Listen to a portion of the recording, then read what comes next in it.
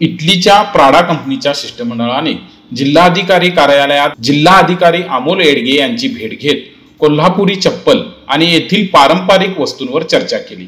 यावेळी शिष्टमंडळात Prada footwear विभागाचे तांत्रिक आणि उत्पादन संचालक पाओलो टिवरॉन, पॅटर्न मेकिंग विभागाचे डॅनियल कोंटू, बाह्य सल्लागार आंद्रिया पोलास्ट्रेली आणि रॉबर्टो पोलास्ट्रेली उपस्थित होते।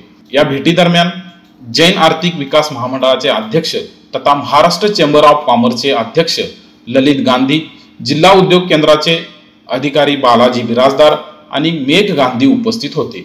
दरम्यान या चर्चेवेळी कोल्हापुरी चप्पल संबंधी सुरू असलेल्या विविध प्रकल्पांची माहिती जिल्हाधिकारी अमोल येडगे यांनी शिष्टमंडळाला दिली।